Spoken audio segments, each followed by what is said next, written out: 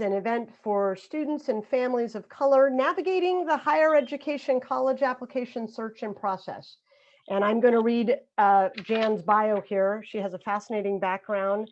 And then we will turn it over to Jan. She's prepared a PowerPoint and will walk us through this evening. And we're so excited to have her join us. So with that, I will introduce our featured speaker.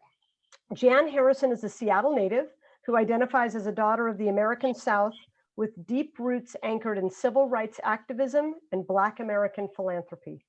Educated in critical race theory, she also identifies as a critical race scholar with research endeavors focused on the intersection of institutional racism, philanthropy, and law. Subsequently, as the ARCS Foundation Liaison at the University of Washington, Jan advocated for education equity focused on the recruitment, retention, and graduation of students pursuing PhDs in science, technology, engineering, and mathematics. Jan has a Master of Arts in Cultural Studies and a Bachelor of Arts in Marketing. And so with that, we are pleased to turn it over to Jan Harrison. Thank you so much.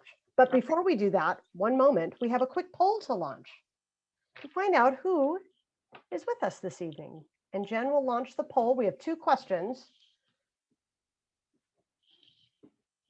Oh, am I asking the Nope. question? Nope. We're just going to let our families read them real quick. Sorry, Jan. Okay. So they're responding to what grade level is their student at Holy Names. If you have multiple children at Holy Names, you can choose more than one response. And then there is a second question there. Is this your family's first time going through the college search and application process? We'll give you a few more seconds to respond. All right, Jen, I think we can end the polling. All right. So two senior members here, 2 juniors, 1 sophomore. And if I scroll down a little further to see the second poll. Okay, so we're right at 50%, 50-50. Is this your family's first time going through the college search and application process? So half yes, this is their first time, Jan. Half no, this is not their first time. Okay, Jan, I'll stop the share results here. Great. Okay, so Jan, we will turn it over to you, and Jen will be running the PowerPoint. So thank you again for joining us this evening, everyone.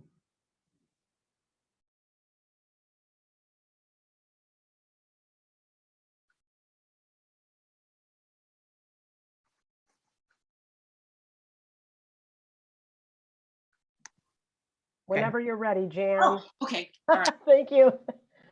Well, thank you for having me and inviting me to talk about diversity, equity, inclusion in higher ed. It's something I am very passionate about, and I realize there is a great need, and it's all about empowering the next generation of students of color to be able to navigate how to have the best life in the most positive way in challenging circumstances.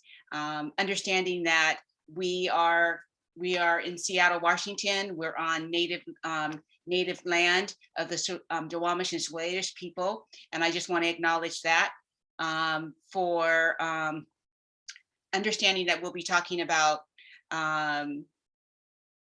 racism, sexism, oppression, and the difficulties of being Black and brown in America, specifically in higher ed.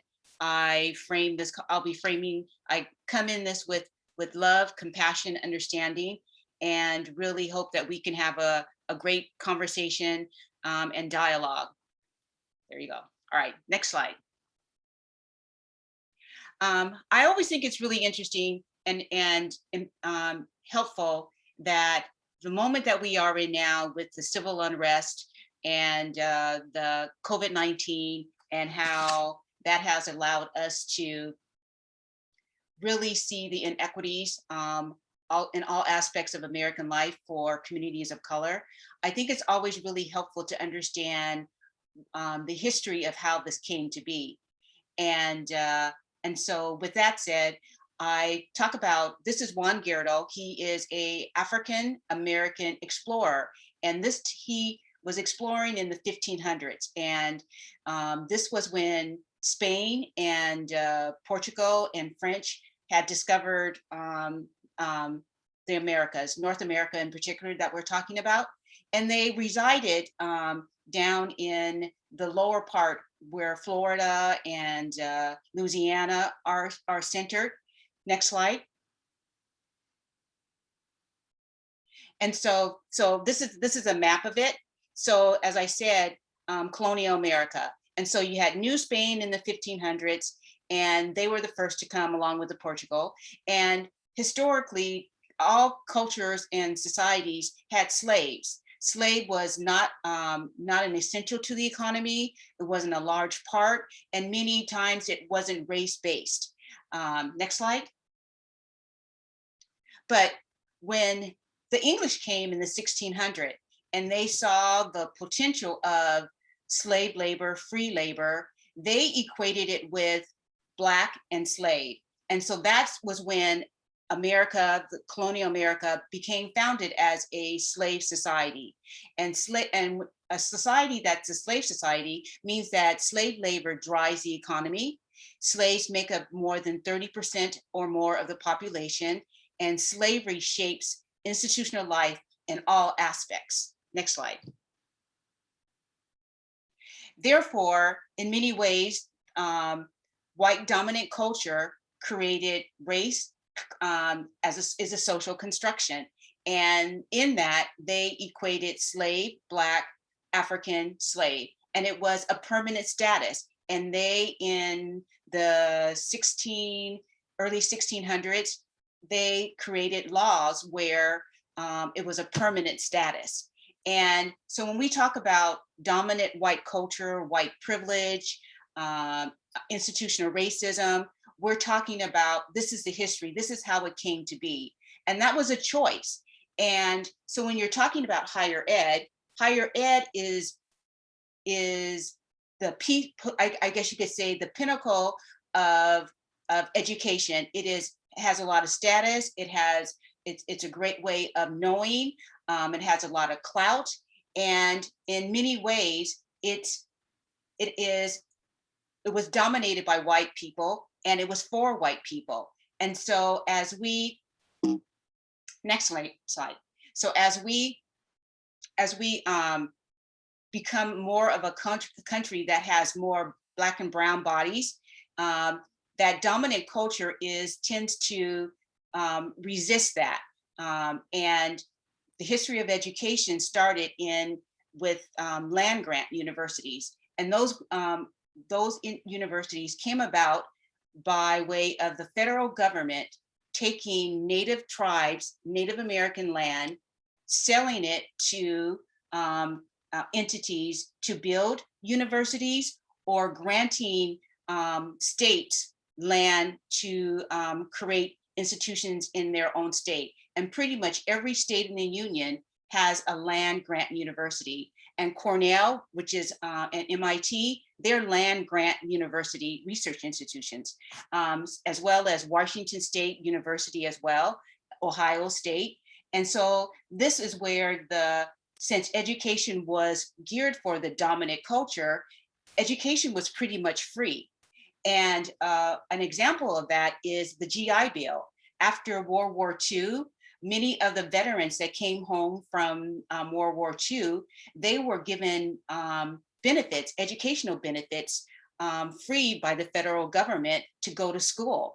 And in doing that, they created the upper middle class that we know now as today. The parents of the baby boomers, that is what Tom Brokaw called the greatest generation. And that was because education was free. Now that in 2021, we have more Black and brown individuals wanting to go get higher ed, and understanding education is a privilege, and higher ed is the piece de la resistance in terms of that. And so that is why now the challenge of paying for education is no longer supplemented by federal or state entities. Next slide. And here is a quote that is by Ruth Simons, PhD. She is currently the president of Prairie View A&M University, but her previous positions were, she was president of Smith University, and she was president of Brown University. In fact, she is a Black American woman born in Texas. Her parents were sharecroppers. She was the youngest of 13 kids, and she went from basically dire poverty to being a leader in education at Brown University. And so this is what she's talking about in terms of what education is and the potential education has on all Americans in terms of including students from underserved communities, Black and Brown students, and also Asian and Pacific Islanders, Southeast Asian. And so it's about how you have the skill set, the opportunity to develop skills and knowledge and new ways of knowing through a existing infrastructure. Next slide. I used as an example of Black and Brown and Pacific Islanders and Asians being able to go to higher ed. Stokely Carmichael and Charles Hamilton developed this book, wrote the book called The Black Power, and it was based off of their lived experience in higher ed, being that first generation of Black Americans that shifted north from the South, the Great Migration. And so Stokely Carmichael was a activist, and he was part of the Black Panther movement. He was a student at Howard University, and he graduated with a degree in philosophy. And in that, he chose activism and community organizing as opposed to continuing his education in philosophy at Harvard, where he got a full fellowship. But the point of it is, he's a great example of how education and diversity allows big changes and new ways of engaging in how the world can be, meaning that he took the white dominant culture which is very Eurocentric, very not much diversity, and by having diverse voices on those college campuses allows new ways of doing. And there's a term called the curb effect. And what that means is that when you have diverse perspectives serving the need of the most underserved in addressing those social ills, society as a whole benefits. And to the work of Stokely Carmichael and Charles V. Hamilton, they are the ones that came up with the term institutional racism that really kind of clarifies and expands in a more visible, tangible way, white dominance. And what institutional racism is, they coined that phrase, is that it's like white is good, Black is bad, that binary, and that it takes place not only in systems of how companies and schools and education works, but it's also on the personal level in terms of how people, their beliefs and their practices and how they engage with people who aren't white.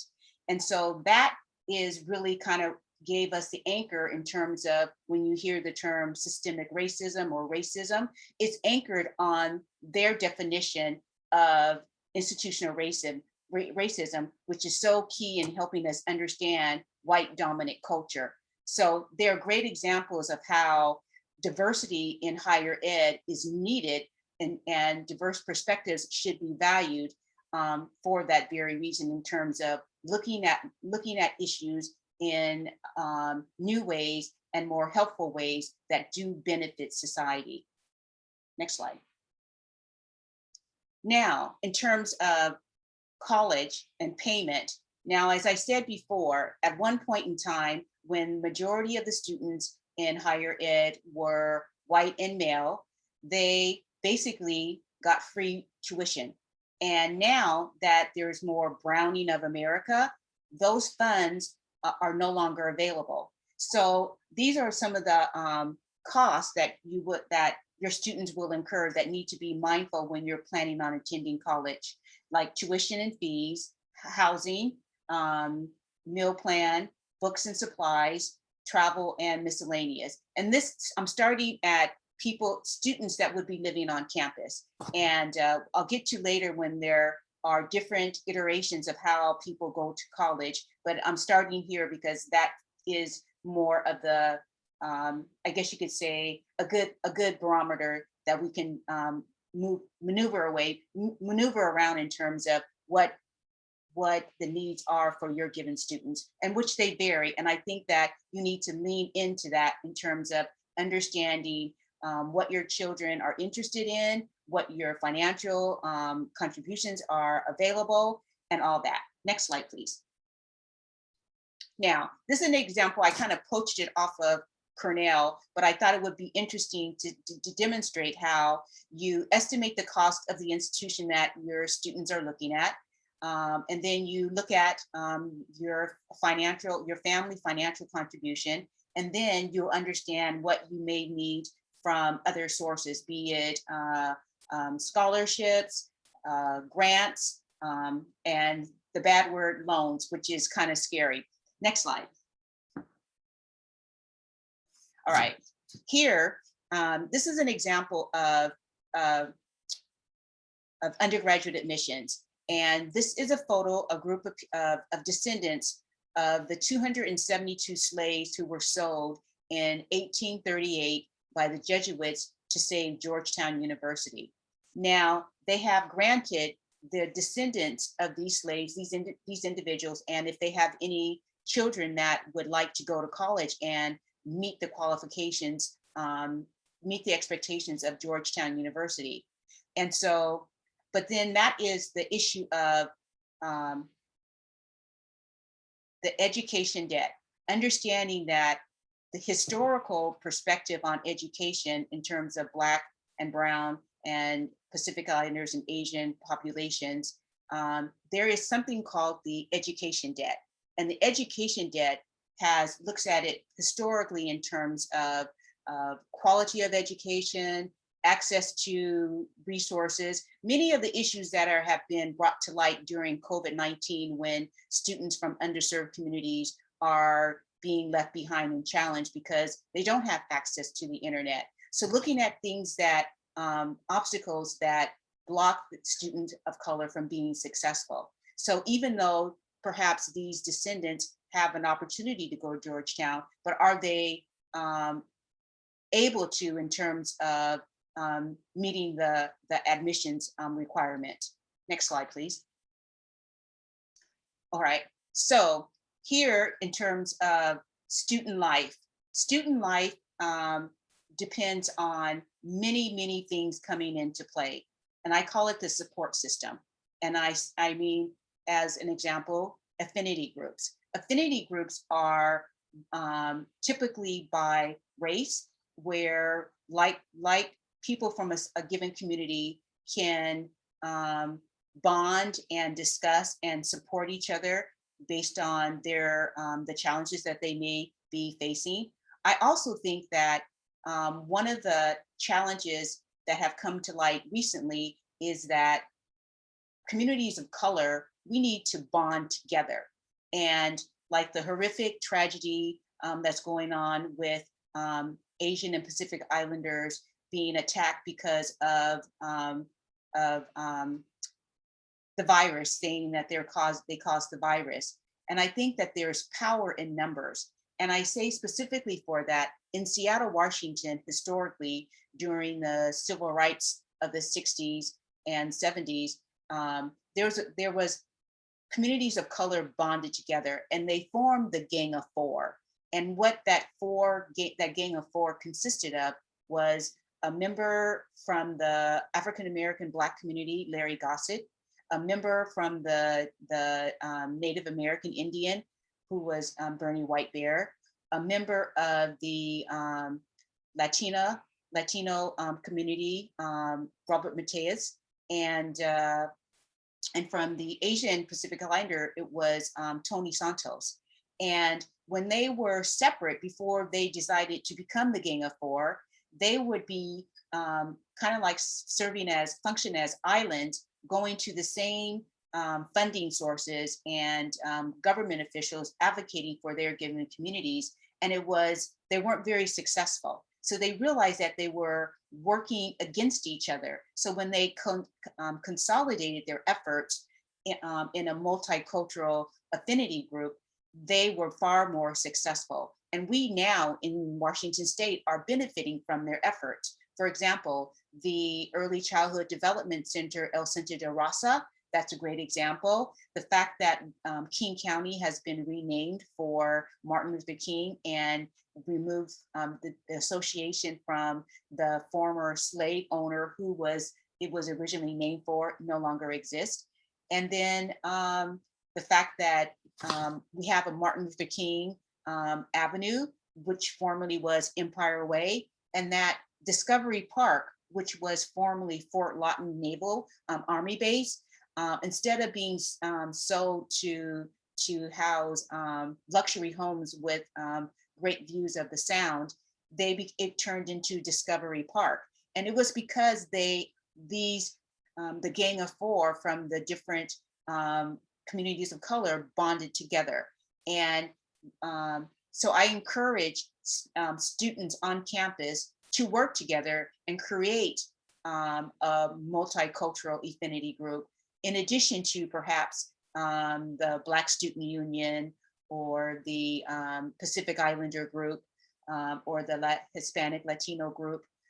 That's very important to consolidate your power and in meaningful ways to make change on campus and to really move things forward. Because on campus, students are challenged. And so also is donors. Donors are a great source of not only financial support that you don't have to pay back because they are philanthropic in their giving, but donors also can be mentors and can help you with networking and career advice and as role models. So donors also should definitely be part of your support system. Then you have faculty. And I say there are some great white allies because I believe that allyship is a verb. And so you will have white faculty and staff that are great allies in that. But there's something about representation. When you see someone who looks like you in a leadership position on campus, it makes a difference. But I have to say that faculty of color are usually overworked and underpaid. And so that's why it's good to have many entities that form your support group. And then you have family. I really think that your students need you now more than ever as they go into leave home and go to college. They still need guidance and support in terms of how to engage with their faculty and donors and developing their communication skills. And sometimes they need your advocacy, meaning that there's power in numbers. Sometimes it's good to have family looped in if you're having a difficult situation with a teacher or difficult finding resources on campus. There's power in numbers, and family should definitely be part of that. Friends on campus, getting to know students who look like you, students who are in your major, have the same interests. They can tell you kind of like the inside scoop in terms of who's a good professor, what's not. They can tell you about Rate My Professor, which is it's available on the internet, where you can by institution, where you can actually look and see what the feedback is from students who have taken faculty. They can tell you how to navigate a class or give you advice in terms of how to manage your course load, meaning that you don't want to take too hard classes and a full load, and have two extremely hard classes. And you want to have it balance out where you may have a tough class, a more challenging class that takes a lot of reading, and you may have a lab. Then balancing it out where you can your course load, where you're not overwhelmed and stressed out because the 15 credit load that you're taking, they're all extremely hard classes. So take an elective that's informative and engaging, but may not be have such a heavy workload.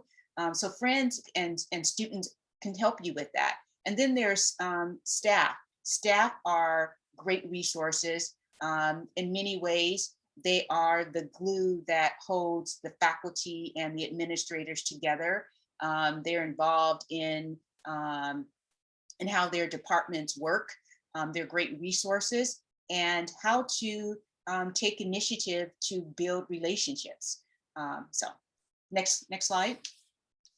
Oh, that's it. That's it. Yeah.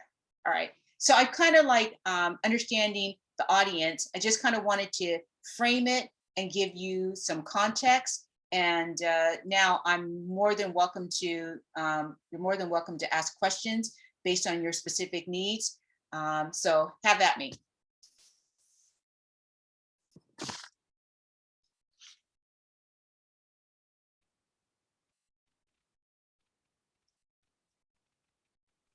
I think people, if you would like to ask questions, if you have questions, you're welcome to just unmute and ask away of Jan. But you also can put them in the chat as well, and we can just keep an eye on questions that come through there.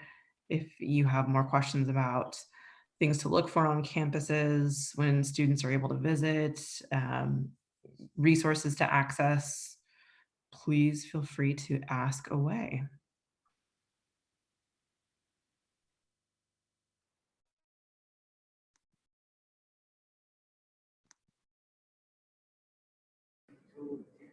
Hi, my name is Tina, and I was actually just talking to my daughter about visits. And I realize with remote learning that I'm sure schools have a lot of engaging ways to tour schools.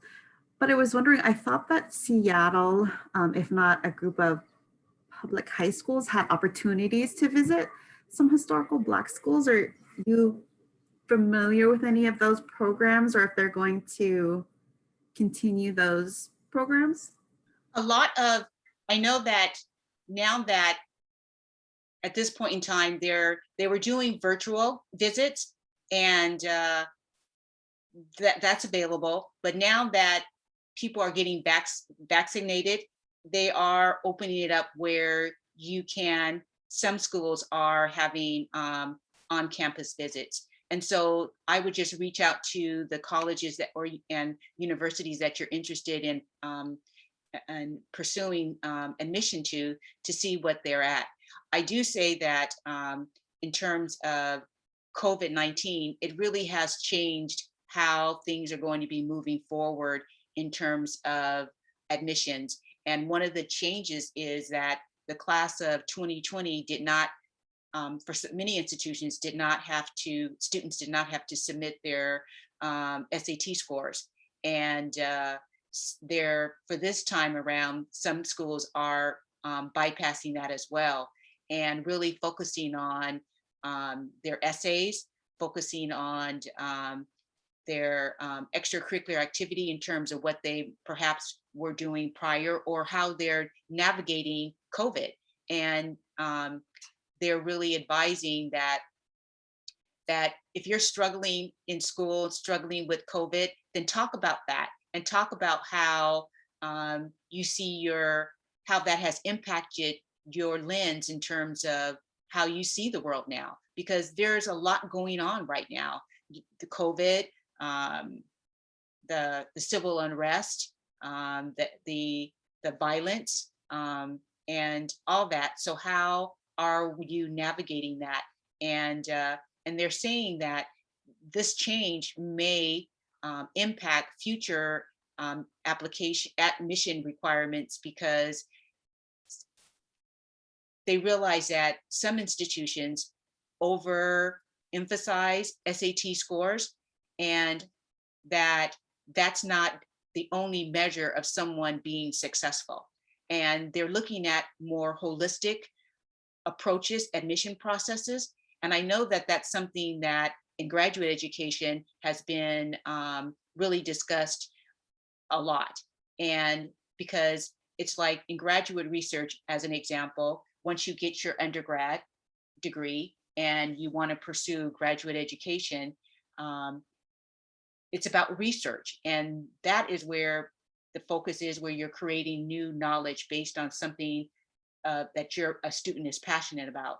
And so you can go on the professor track and be a professor at a research institution. So in that duality of what that position looks like, these professors not only teach, but they do research and research to solve problems of the world.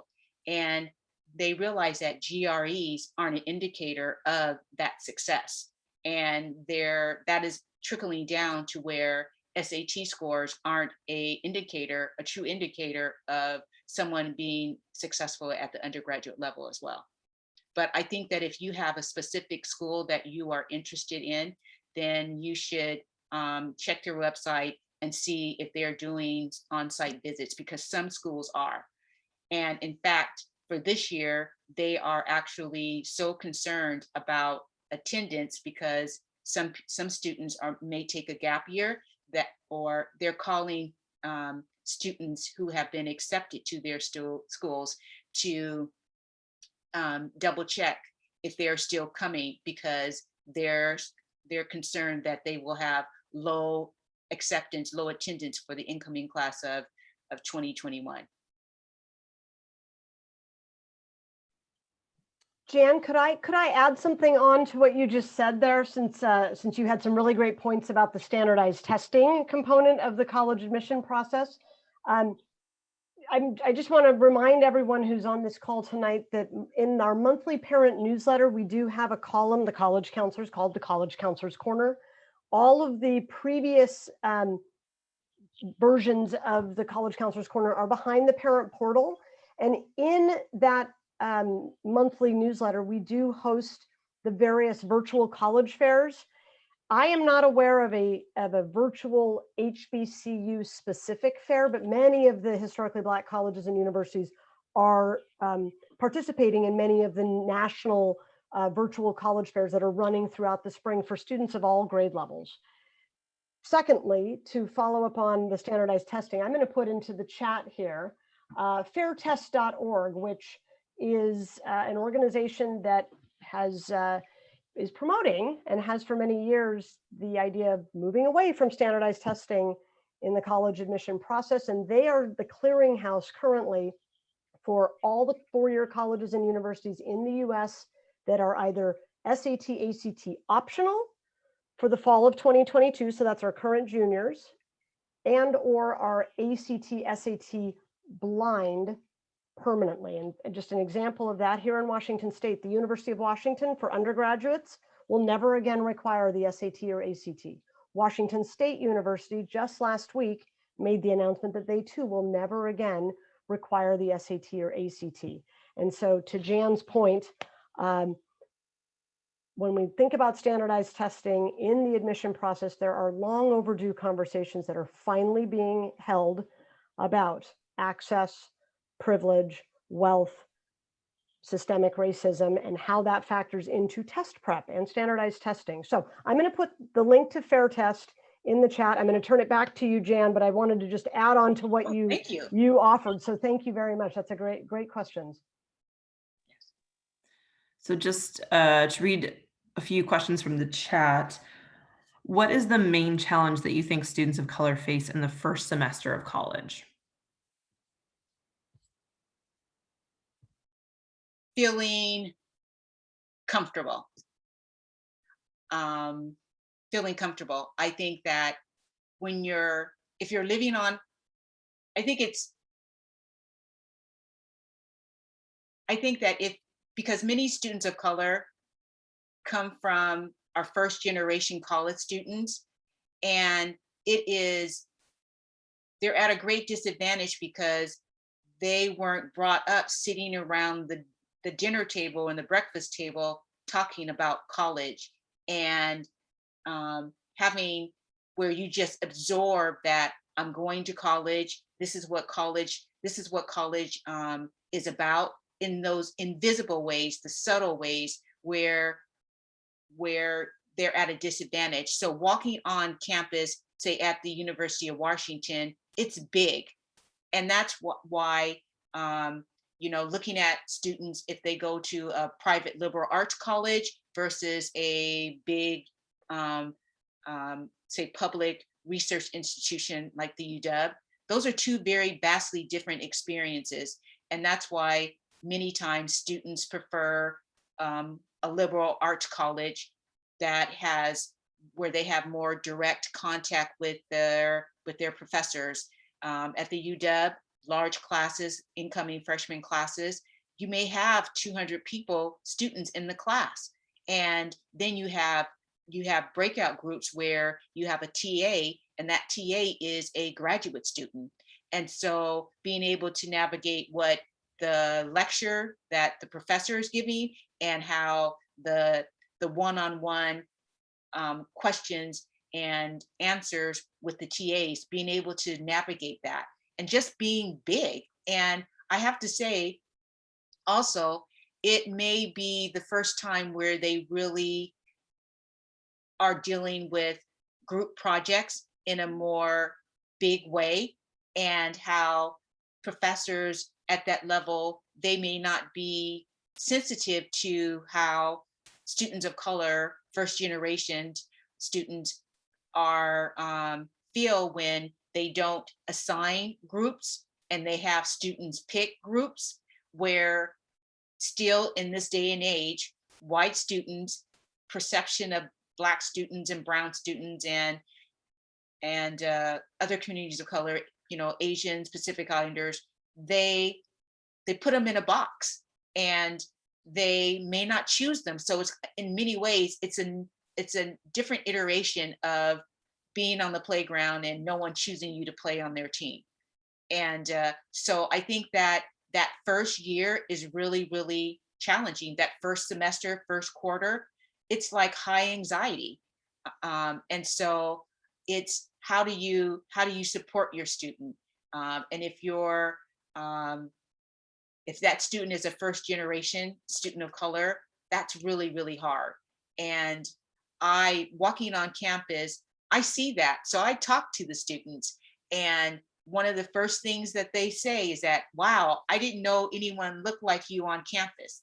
And I, even though it's not part of my true responsibilities of my work, but it's about helping where the need is great and being part of their crew in terms of helping them navigate and answer questions, or walking them to an office or a classroom or a building where because looking at something on a map and in actual time and space are two different things. And so yeah, I think that it's hard. So how do you do that? Also, I think that at schools like, I think at Holy Names, I was thinking about this. I think that perhaps if existing students who have graduated and are in in higher ed, do they a way of maintaining communication, and what that looks like in terms of if someone else is going to the same institution and they're still there, maybe they're a senior or junior, and how if they could have a buddy system based on the alumni of Holy Names, where you're going into that space and you have someone, you have that connection, you have that history of that space and time at Holy Names, and maybe there was some intersection as the older student, upperclassmen and freshmen, that process could be continued if alumni from Holy Names stay in contact, have an option to are open to buddying up with someone from Holy Names that may be coming to the school that they're at, or if they graduated from a given school, and say if there's no one from Holy Names going there at that time, at that school at that moment, that that alumni could still share knowledge about that given institution that would be helpful, because it's all about the intel. Like, how do you navigate that? How do you, if you're having problems with the class, and how do you communicate with your teacher, in terms of their office hours? Go to their office hours. It's really important for students to build relationships with their teachers, for their faculty, and let them know that you're struggling, let them know that you have concerns, and you get the help from the source, and how that can turn into a mentor relationship that could lead to opportunities that if you suffer in silence, then you get nowhere.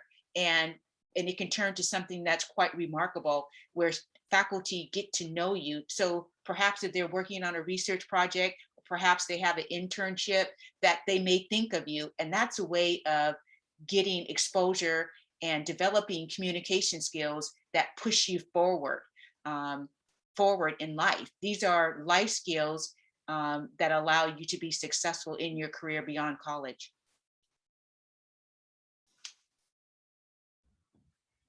Thank you, Jan. Another question from the chat. Do you have recommendations for scholarships or grants for students of color? I know students that basically got a full ride from their due diligence in taking time to apply to scholarships. You have some scholarships are based on subject matter, some are based on our institutional focused, some are based on falling into a given category of underserved communities of color. And so it's about doing your homework and taking the time. And I want to emphasize that college is hard. College is life. College is no joke in any way. And that means you're going to be growing, and it is going to be uncomfortable. It's going to feel uncomfortable. But like with anything, if you keep doing it and you're committed to really utilizing that opportunity and leaning into it, you're going to get good. And I always say that my definition of luck is that where preparedness meets opportunity. And so I say, if you have, for example, an interest in robotics, then look at tech companies that may support STEM and may have funding for students of color. But it's work. And I'm more than, if you have other questions to really kind of guide you and walk, hold your hand, I'm willing to do that, because it's hard, and especially if this is new to you. But it takes work.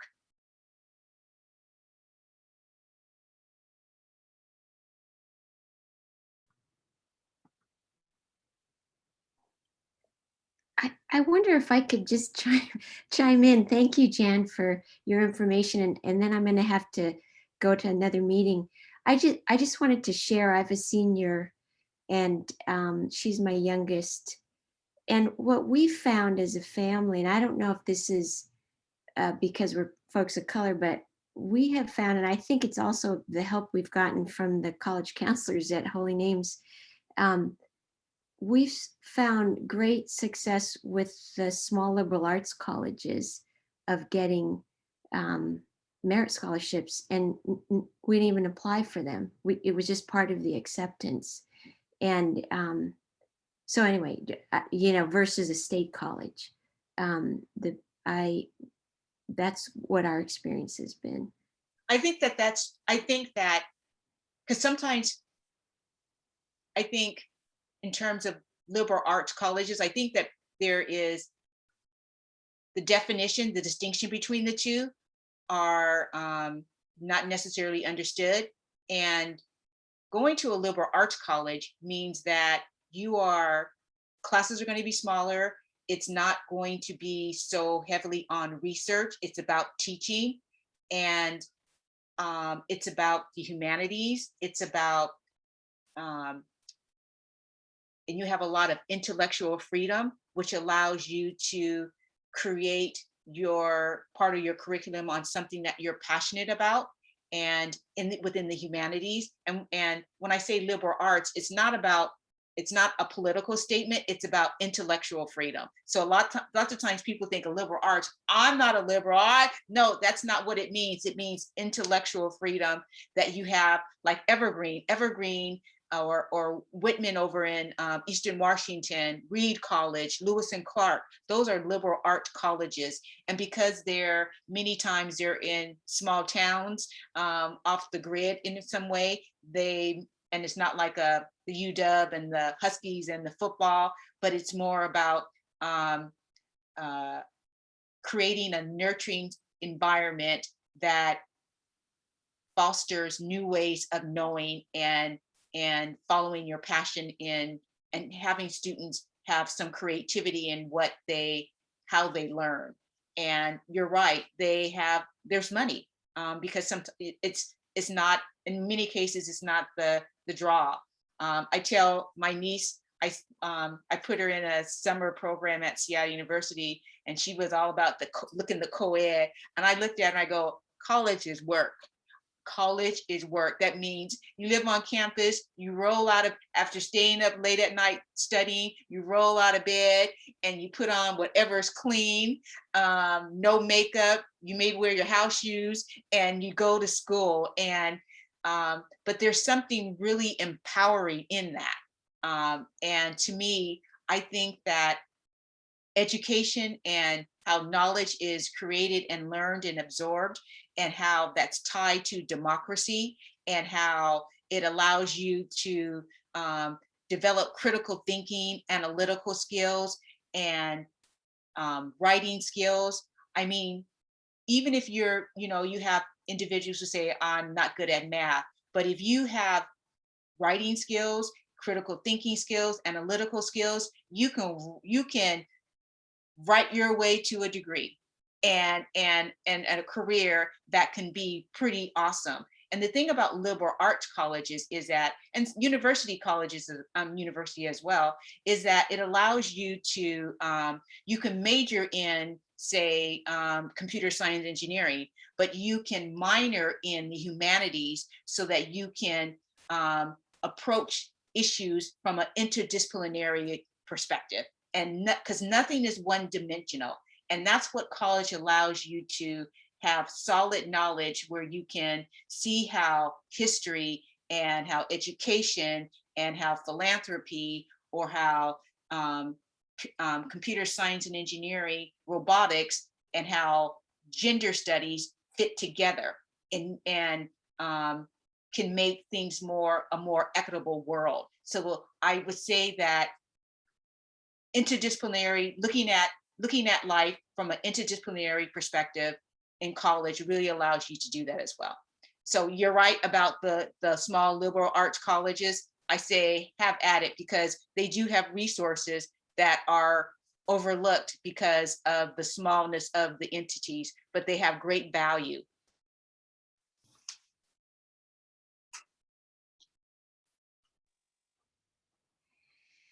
Thank you, June, for sharing your feedback, and thank you, Jan, for your insight.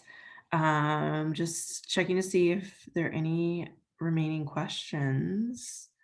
If you have any, bye, June. If you have any, please feel free to either unmute just like June did, or drop them in the chat.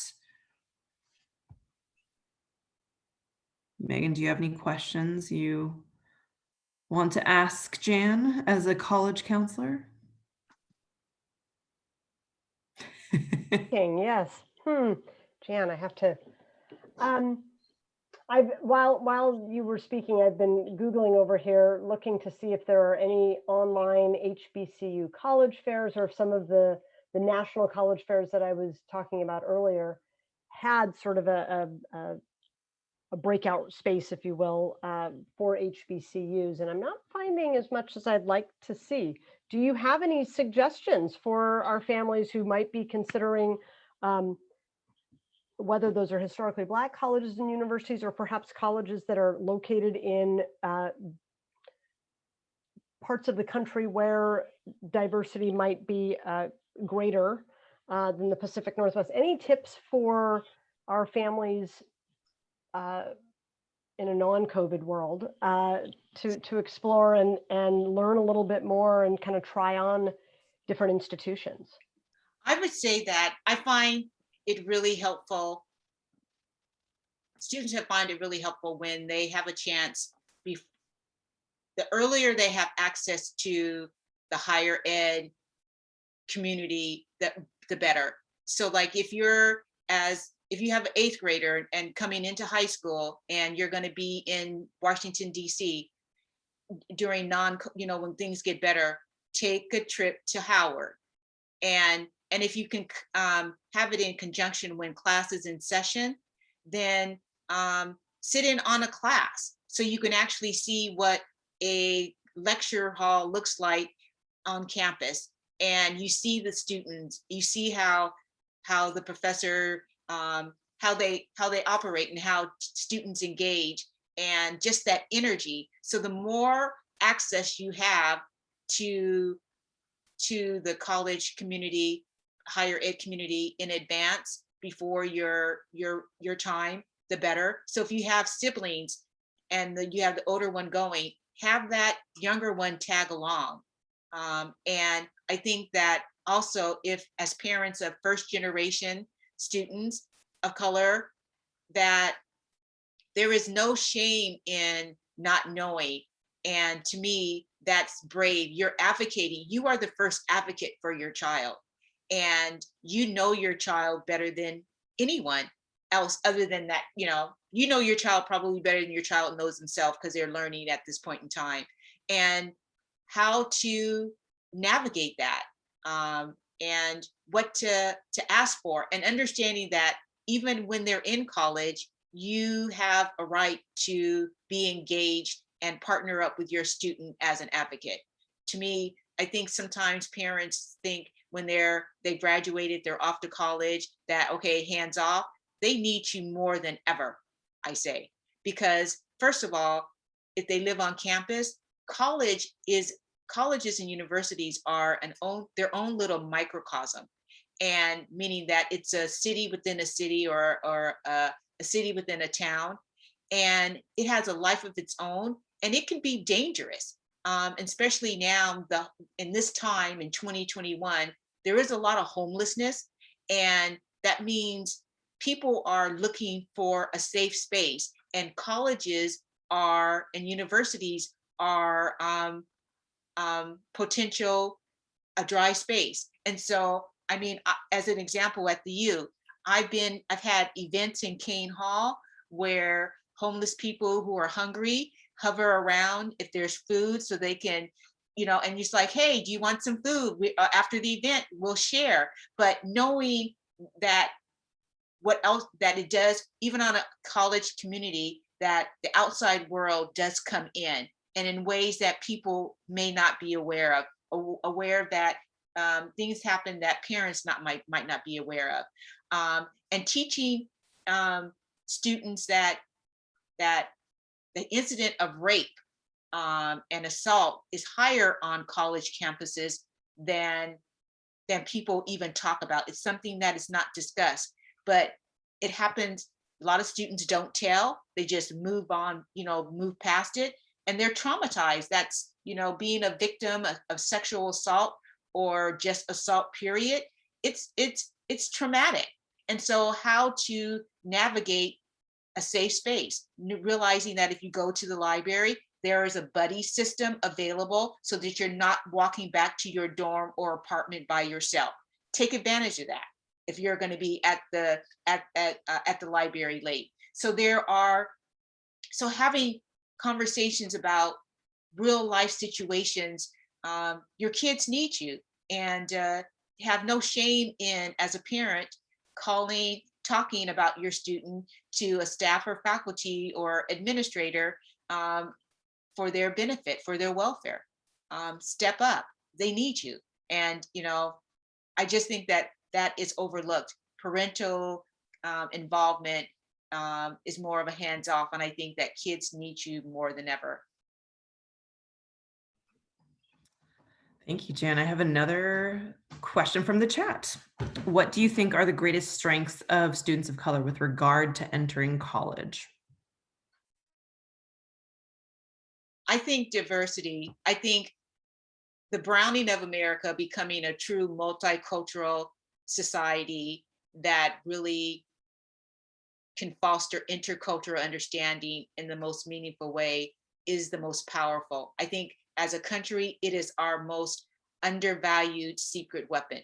And to me, I would encourage students of color to, regardless of the struggles that they have, to realize that when you experience life from the bottom of the well, you have a perspective that is invaluable, that needs to be heard, needs to be valued, and you need to feel comfortable sharing that because you do see the world differently.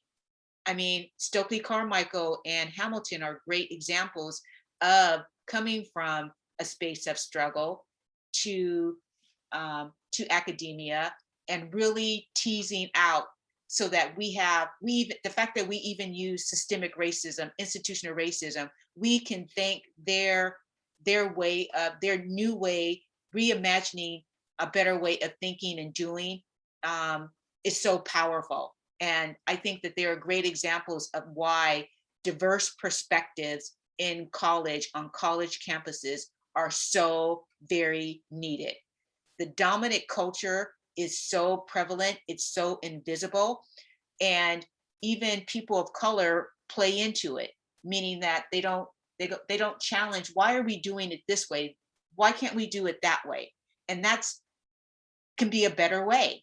And a great example of that is in biology, that they're realizing that the Native Americans who during colonial America and with the land grant and the Morrill Act, that not valuing their way of living, which is the Native way of knowing and how they engaged in the world, is that plants, that many of the plants that they decimated had medicinal properties that were in terms of healing and saving lives. And now researchers, dominant culture researchers, are trying to capture that body of knowledge.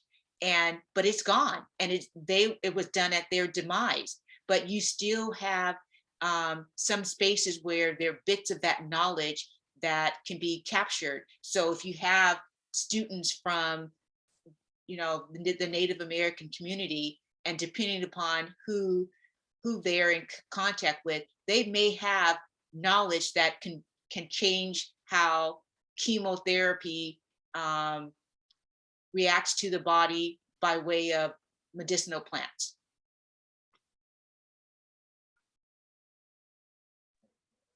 So diverse perspectives are, as a melting pot, it's America's secret power that it doesn't value. Most secret power that it doesn't value. And if that doesn't seem like a good way to wrap up our evening with that profound statement, Jan, I'm not sure we can find a better way to wind things down. But Jan, we thank you so much for spending the evening with our families and sharing your perspective and your expertise. Holy Names families, we so appreciate you spending the evening with us. We know your family spend a lot of time on screen, so we appreciate you joining us this evening. And my colleague Jen Hawes, thank you for officially hosting on Zoom for us. If there are any follow-up questions, please reach out to me or to Jen Hawes at any point. We're hoping that this recorded and it will be posted behind the parent portal. And please share with any other families at Holy Names to check things out as well. But we appreciate you spending the evening with us. And it was nice. Thank you for taking time to let me share. it's really part of how I try to make a difference in my own small place, my own small way in the world, and helping education is an existing infrastructure that can be that needs to be reimagined so that we can all be better and being more inclusive and diverse. So thank you. And if you have any questions, if you want to reach out to me one-on-one with a question, or don't hesitate to let Megan and Jen know, and they can share it with me and I will respond. I just say that this generation of high schoolers are the future. And so how can we set them up for success? And I just think it's important, and it can make a difference. So thank you. Thank you, Jan. Thank you, everyone. Have a wonderful evening. All right. Thank you. Bye-bye. Bye. Thank you.